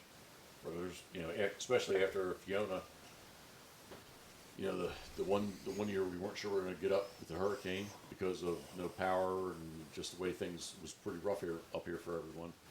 But it came up and all the trees are, broke off at 45-degree angles and were broke off kind of thing. And then the following year, like I guess maybe the trees got stressed and fall did not look like fall here. So Yeah. Now we're a little bit later. It'd definitely be all around nicer for you to be here. Yeah. There'd be a lot more hunting opportunities too. Yeah. We're talking about, I don't know which way it's going to go, but maybe try to do the Master Amateur mark is in June of 2025 in Maine. Yep. But I don't think we'll get Scoter qualified for that, so we thought maybe we'd come up here. Excuse me. We'd come up here maybe late May. Mm-hmm. Maybe do a run hunt test or two at Cape Breton. Yep. Do the PEI. Kind of hang out and/or on the way out, hit Moncton on the way out. So I don't know. We'll see. We've not been here in the spring. It's always been October, November, December. So. Yeah. Yeah, that'd be cool though for you. Yeah. You guys got all the dogs. Like we were talking about yesterday, there's so many dog events here. Mm-hmm. You're crazy not to. Yeah, give it a shot and see. Yeah, I mean, if you like it here. Yeah, and we have our stuff down, in Maryland too. The April and May are very strong months for late March, but definitely April and May are very strong for hunt test and field trials in that area. Within an hour's drive or so each weekend, there's something to go do. But yeah, Definitely easier to get into these ones, and you're getting 2 chances in a weekend. not like down there. Yeah, and I mean, if you're enjoying the people, you got everybody all together there, from all the provinces, right? Yep. Meet a lot of people. Yeah. The worst part of it is it's 20 hours to drive. Yeah, it's not a short drive. 20 hours to get here. So Yes. other than that, man, it's like everything is on the positive side of things. Yeah. Yeah, well, that's awesome. It's really good that you got all the dogs and you're doing that. If you ever want to come, Jeff, I'd love to have you through. You get invites all the time, but I'd love it if you'd come my way. Thank you. I appreciate that. Like I always tell people, man, like it's more time than money, but like time is time. Yeah. There's just quite often not enough of it, especially during duck season. Well, when you're here in the spring, like you're going to be training. Yeah. So wherever you decide to do that, Yep. or if ever when you're coming up here, if you decide you want to cross the border Thank you. and do a day or two, Yep. love to show you around. Thank you. Love to run some dogs with you in the spring, summer. Whenever you're up, you're always welcome. Thank you. Sweet Paulie has left us, but I guess evidently he's doing a southern trip, Mississippi, Alabama, and he's talked about on his way back up, stopping in, I guess, in maybe early April on his way back up. But yeah, we definitely want to start to do. One of the reasons we got the van was to be able to travel more in comfort. And, What's it like down around you in April? it can be cool. It can be hot. I won't say hot. You definitely be warm. But like he was concerned about getting dogs in the water. I was like, yeah, man, there's no problems getting dogs. In April? Yeah. Fuck, I should come down with you. Not I'm just going to invite myself. Do that. Normally, like, he was thinking of stopping in with Jim. And we're going to be down there in Connecticut at some point. But in April, I don't have any dogs, right? My dogs don't come till May, my summer dogs. So, and now that you're back into it. Yeah, no, like maybe the last week in March, they're running hunt test and trials. Is that right? Yep. So I mean, is it going to be on the cooler side of water for sure? But the sun's hot and it's When are you going to Maryland? Sweet Paulie I'll is be back there. with us. I think 7th, 13th, like the last week of April, Is that so? around there, if it all works out. The last week of April. Yeah, so Chef's Boot Camp is the 7th to the 13th. And then I'm going over to Alabama with Adam and Lauren. Mm-hmm. And however long they'll keep me. And then I'll head up to Maryland. Then hopefully Stacy will fly in and drive home after that. Yeah, so that might put us in Connecticut the last few days in April and the first few days of May. That's usually when you're there, right? That's when we were there last year, and it put my summer dogs in that next full week. So if that were the case, that would work out. And you're Perfect. you can get in the water there in Connecticut then? We didn't get in the water, Oh, but they it just depends on the winter, right? We didn't get in the water then, but most years past we have. So what about our Ontario boys that are here for won the PEI Retriever Club hunt for the Master National? Should we get a question out of them? Go live? yeah, That'd absolutely. have to be Karen. What's that? You're good. I'm putting Karen on the spot here. So we're talking about our Ontario guys Actually- that actually won the hunt tomorrow. Which Do you guys have any questions? Do you want to fire any questions out? I just can't believe how good looking all three of you lads are. Thank you. The amount of work you guys put in, and you Jesus. still look that good. fuck, Appreciate it. he's sober too. He doesn't even drink. That's fantastic. You got that e-transfer, right? Yeah, yeah. Oh, fuck, my mic's on. But do you guys have? No, like Ontario boys, the Ross boys, like guys, the PEI Master National was a legacy event. Absolutely. It's set up our club basically forever till I'm gone, and it was because of guys like you that, We appreciate you, boys. yeah, we're A lot. We're a little late. You got to smash them this morning though. We got you to the south side. Thank God I recommended that. Right, compared to what we got up here, but if we see what we seen the last couple of days in that hole, I'd bring 2 boxes of shells in the morning. Hopefully that doesn't jinx it, but I brought 3 just because I shoot that bad. yeah. So No, Good. You don't want to shoot those ducks again. no, you're just enthusiastic. it was neat because the whole Retriever Club, really, we didn't even know about it. And Darren's the man. Darren's the guy that bought this trip. Yeah, And he's the guy with the Thanks, dog, buddy. and he's starting out. He's going down his first journey, and he's been just started into the waterfowl type thing. He's been hunting for years, but just started into waterfowl. and with a dog. And now he's got the dog, and every hunt has been all about the dog. He's asking questions about the dogs, and I think that's where he's at. It's all downhill from here. And expensive. Oh, yeah. There'll be dogs there. There'll be two dogs there tomorrow. It'll be cold, but we'll keep them high and dry.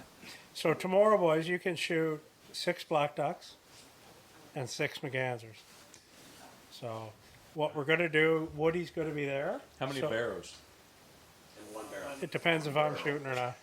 Correct answer. But basically, Whoa. Whoa. when the barrels, I heard unlimited. That's what I heard over there. Unlimited. Fuck. Hey, don't forget who you got around here. This isn't So- even my province. Holy shit. if we get barrels up there, Woody will call the shot. He'll say, "You got to let them land because they're so hard to tell." And then he'll say, "Look, boys, there's 3 there. Fucking sluice them." We gave him Right? Because black that ducks. would be We actually- more rare than a black duck. We bought a goose hunt, Yeah. knowing that this was the spot to come for black ducks. Yeah. And Well, you're in luck. if we ever see another goose that's too early, we're here for the black Yeah. ducks. And yeah, it sounds like it's going to be all right. You guys have been real good to us so far. Yeah. And Well- I wish, and who knows? Like, we could have a goose hunt tomorrow afternoon. Who knows? That's going to be a trick. Especially if you guys are in Woodstock. We'll be in Quebec by then. Well, welcome to the dog world. Thank you very much.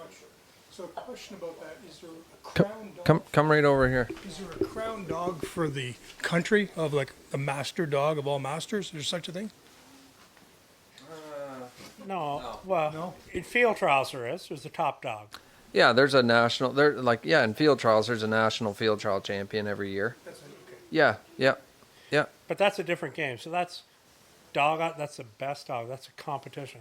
So when you're talking about hunt tests, what we're running, and we run some field trials. Field trials are a competition, dog against dog. Okay. Hunt tests are everybody against the same standard. Everybody runs the same test, but we're not against each other. And you right? got to score so high through the whole test. Like, you know, you can't have a 0, but you got to be 80, 70% or 80%, whatever it is. You just got to be good over 5 series in a hunt test. So it's a standard, right? And where a field trial, like, it's dog on dog. Okay. Who's the best dog? So you could get, if you have 50 open dogs and you go and 15 shit the bed, well, now you got 35 open dogs. Yeah, and there's different stakes to that, like junior, qualifying, amateur, open. Yeah.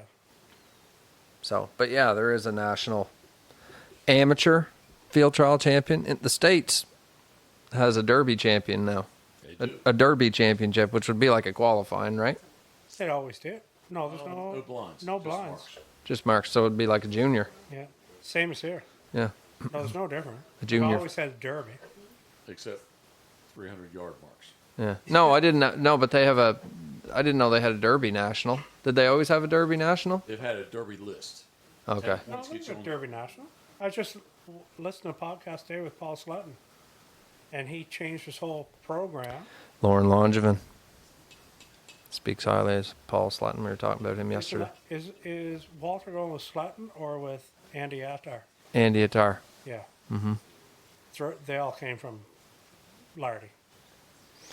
All those guys. Lauren, if you're listening to this by some chance, we love you. 10 points get you on the derby list, and there was always a high point derby dog, which there still is, except now they do have the Derby National. Yeah. So Because Well- Bill Hillman has the most high point derby dogs of anybody Right. in history. Yeah. That makes sense Yeah. to me. He's a great young dog. More dog questions. Can you guys tell a master dog when you see it working? Can you guys tell the difference between a master and a junior dog? Oh, yeah. Yeah. Yeah. Yeah, for sure. I'll let Maddie answer that. A junior dog's pretty basic, right? When you think about a junior dog, you've got a dog that will reliably go out, pick up a bird, hold it, and deliver it to hand. Some of them are better than others. They'll come right in beside you at heel, and you can take the bird, and they're good. Others are just, barely there. But yeah, and then you get a master dog is steady. To all the factors, picks up multiple birds, does, critical concept blinds, land and water, so. It's a world of difference. yep, I think maybe what he's asking though is, can you at a junior level, can you say, hey, yes, that's going to be a master? Oh, is that what you're asking? Yes. Sort of, yeah. Oh, okay, We sorry. talked about it a little bit earlier. Like, so you see this dog, like, can you see that this will be Here's a Sharon. master dog? Oh, can you see its talent? yes, Before- it's potential. Oh, yeah. Sorry, not a radio guy. Yeah, sorry, yeah. Shit, yeah. Well, I mean, I'm gonna call Same him right thing. out. I'm gonna call him right out right now. Gavin McAleer's dog, Rip.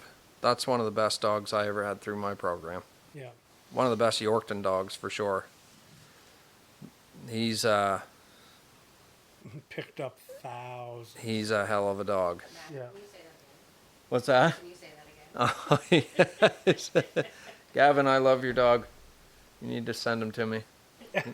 He needs to live with me. He's getting gray, which means he's stressed It needs a little love. because he hasn't been back with me, so he needs to come back. End of story. And Gavin and Rip's Rip's brother. So Stevie and Maddie Dixon. So Walter helped Maddie force fetch him. Mm-hmm. And he said to Maddie, here's here's fetch off the ground. Here's 300 casting. Here's force to pile. Whatever. And Maddie did all that. And you can take, so the other 2 weeks ago, we're up here, we shot 30 ducks in 8 minutes. Right? And there was jacks and bow. And when we shoot ducks at first light or at the end of the day, we just shoot them till we think we're close to the limit, then pick them up and shoot whatever else we need. And even and bow, he doesn't move. Yeah. He's in that blind. And I told him, I said, like, a lot of people don't get this. the dog blind, whether it's an Avery dog blind or a Momarsh, is the best steadying tool ever fucking invented, Yeah. in my opinion. Oh, I agree. Right? And what's your standard? Right? I go, the standard should be, if that nose goes, Nick, kennel, Well, here's my thing they should be hidden. with the dog culture nowadays. And we really try to promote dog work in our videos. Yeah. Always have. It's the top comment that we get on our content is Yeah. the dog work. And my issue with a lot of dog work in videos now is as soon as they call the shot, the dog is in the decoys. And I'm like, there's no reason that should be. Everybody, Dog's gonna get shot. if your dog is going to break, and you're like, look, my friggin' dog's not steady. We've tried to steady him. We can't get. Buy a stakeout chain. If it's got to be 3 feet long, whatever it's got to be, pound it down in the ground, hook a piece of chain to it, tie it to the dog, so that they can't break. And eventually, that dog is going to sit there, and it's going to mark better. You know, No question. that's If the he's only. sitting there looking, Yeah. he's going to see. He may not see a sailor off that goes, but that's why you teach him to run blinds. And the thing about, one thing I can say going back to Sean that I've always really liked, and yourself being a dog guy, is that every video that Sean ever put out, he always had good dogs. They were always well trained, field champions, and you know, lots of people say, oh, you don't need it all. And National finalist, Carl. yep, yeah, Carl with a K, God bless him. Yeah. You know, there's a lot to be said for a well-trained dog, as we all know. And it seems to me like our culture nowadays is not about that at all. You know, as soon as they start shooting, it's out in the decoys, you know. And if the dog isn't steady, like, can it run a blind? And I don't get it because it I is guess. I don't by know. far, as much as I like to kill them, day in and day out, Yeah. and figure them out, and scout them, and drive around and whatever, there's nothing better than what Jax does every day. Yeah. I think a stakeout chain is the best. Yeah. Like, you should just have one. And then that If would he's not stop. steady. Yeah, it would just stop that whole deal. Yeah. And by the end of the season, if you hunted a lot, even if you didn't train your dog, my soul, by the end of the season, you would think that it would be a little more steady and it would understand how to mark birds a little better and it would remember more birds Yeah. just by default. Because, I mean, that's the whole point, as we all know, right? Why do we want our dogs steady? So they can see all the birds fall. Yeah. They can go 1, 2, 3, 4. Okay. Instead of take them and the dog's out there, bang, picks up the first one, has no idea how many more And birds are out there. If he's not steady, you haven't taught him to run the blind. No. And, So he's and, not going to be able to pick up sailors, and no idea even the direction where there might be more. and you're not going to be able to point him Yeah. if he doesn't have that right. And So I'm a little disappointed in a lot of that content. That's just my personal opinion, but no, I agree. And like I said, that the dog blind, yeah. to me, if you look at that dog, like this would be Rip's brother, right? Bo. Yeah. All he did was the through basics, Yeah. and then I went over a couple. That's all most people need. Like, if you get to transition and you get through swim by and you do your pattern blinds and you can run a cold blind, land and water, just a senior level, and your dog can Most pick people up look some at that and simple say, multiples. That's the best dog I've ever seen in my life. Yep, that's all people need is a hunting dog. They don't know a advanced master dog, qualifying dog. No. They have no idea if they think that's great, Yep. right? Yeah. And it's to each their own.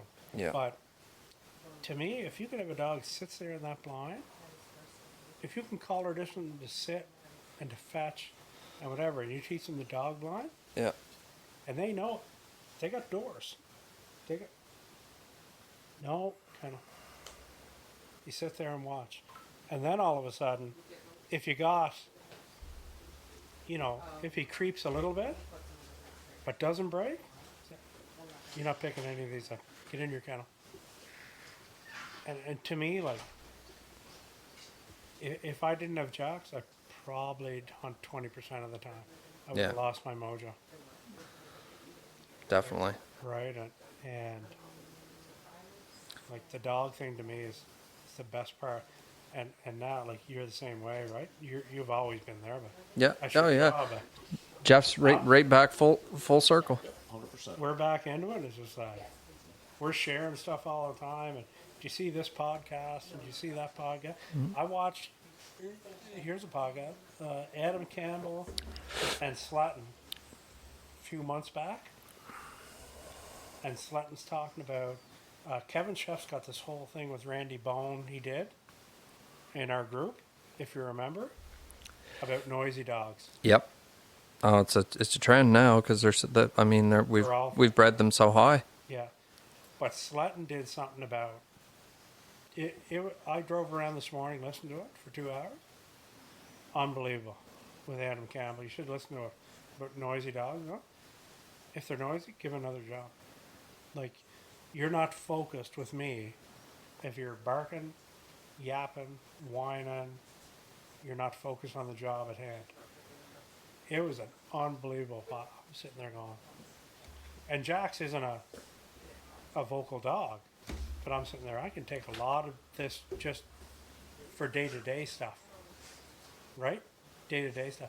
If you're not with me, and he goes, if you're taking your dog up the line, he's not with you, he's not healing, he's not paying attention, Yeah.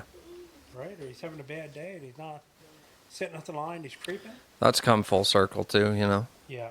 I mean, competition has caused us to breed dogs that are higher and run farther and faster. And as that goes, if you're not willing to keep up as a handler, you know, it's got to create problems. That firepower's got to go somewheres. They only got 2 spots, either out the back end or out the mouth. You know, where's it going to come out of? And the fact of it is that there's like 10% of handlers can handle those dogs, Yeah. right?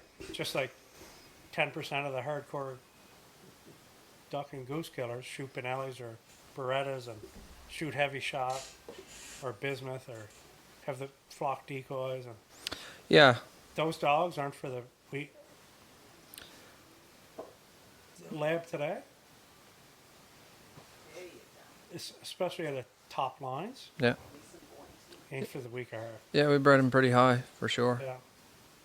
You better know what you're doing. You two know what you're doing. You, well, that most people can't. Well, boys, Unfortunately. we're an hour and 45 minutes in. Is that it? I thought I was 2 hours and 10. You probably were. It's because you left. You left us. Any more questions, fellas? What do you think of PEI, boys? Fantastic. We'll be back. Wonderful. Great to hear. Welcome again to the Maritimes. Thank you. Thanks for supporting the PEI Retriever Club and doing this hunt. Like I And the said, National. and the National. This is for the PEI Retriever Club, a legacy event. So It's a big deal. it was We appreciate you guys. yeah, it was a big deal, right? So I wish we drank more whiskey. We'd do this till For cheap dates. at least 10:30, and then till we That's had to right. get up at 5. I was going to say Ontario 2026. Ontario 2026, boys. Hell yeah. Airbnb. Somewhere. You, Karen, me, Stacy. You, Laura. Laura. Oh, Luscious Laura. Oh, dear. God bless her. Oh heavens, Heavens indeed. he's getting saucy. Yeah, she's a horse trainer. I like that. Me too. Yeah, I've learned a lot, actually. I bet you did. I have, yeah. We actually came over here to a seminar with A Tick. ginger what? Yeah, it was awesome. Yeah. Yeah, I learned a lot. Guy from Florida. He's actually from Canada originally, but he lives in Florida. And that's where he has his stables. Teak Maynard. And shit, I learned a lot. It was awesome. Well, you look at that, and you look at what's her name, the autistic girl that did the cows, and Yeah. you know who I mean. Mm-hmm. And some of the horse trainers, some of those early gun dog, English pointer trainers, stuff like that. Yeah. And a lot of times, like the retrieve, like James Lamfrey and Richard Walters were coming out, and there were some other trainers. They're all coming out, but they all looked at what each other was doing. 100%. Right. Behavior is behavior. Behavior is behavior. And if you can figure something out with a horse that translates to a dog? Judy was in Judy. Jeff, Yes, sir. always good to see you, brother. Awesome to see you. Great to do a podcast with Thank you. you. We appreciate this. Just absolutely love it. Paul? I think the next podcast should be on the boat. An Ocean City Let's Maryland do it.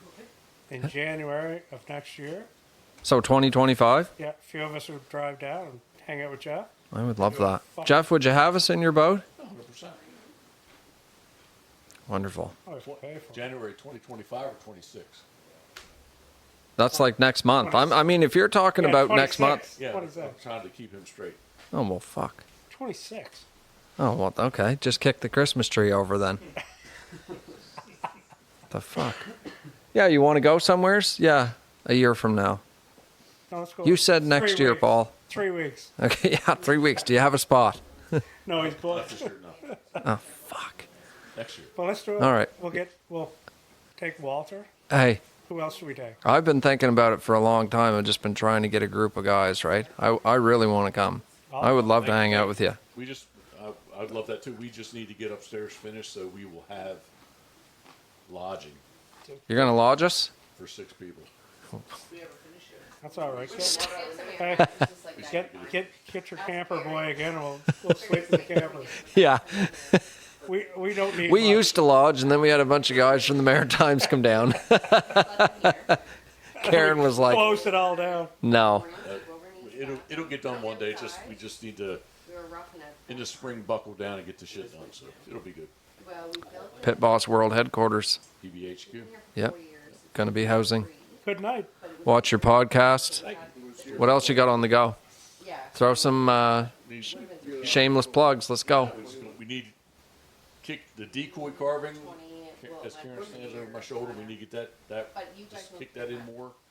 And You guys are like everything you're making there. You're selling like they're gone. yeah, but I just need to make more. Yeah. Make more decoys? Well, you're selling those barrows, aren't you? Okay. Do you want to, do you have a price? Do you want to say it on the air? Generally, typically, the bigger birds are US 320 shipped. So that's like 4,000 Canadian? Yeah, sorry about that. But I was thinking 1.8 million. Yeah. That sounds good. We can finish up there. Yeah. no, that's all good. We got a lot going on, and each day we get older, and we just need to. We want to enjoy. Oh, yeah. You better sober up. He's putting decoys out in the morning. We want to Yes! enjoy. We want to enjoy, but each day we get older, so we just gotta get shit done. Yeah, absolutely. You got a lot going on, guys. Yeah, I always think like I can get more done than what actually I can. That's my fault, I guess. Hey, it shouldn't take that long to get all this You done. got a lot going on though. Yeah, but it's like I can get that done. It's like, the reality is it's going to take a little bit longer to get that done. What are the tasks? Hey, it's good to have things, though. Yeah, 100%. Dreams and aspirations that are actually in the making coming true. Look at your duck boat. You should see this. Pit place. Boss World Headquarters. That's huge. You guys are training dogs, breeding dogs. You should see this place, Matty. Like I bet. unbelievable. It's like a dream. Thank you. It all started out. I wanted a place to keep the duck boat inside, and it just kind of spiraled out of control. Yes, sir. It did. Hell yeah. So, Okay, boys. Thanks very much. Thank Shut you. her down. Love yous. Love you, buddy. Till next time. Thank you. We are. Salute.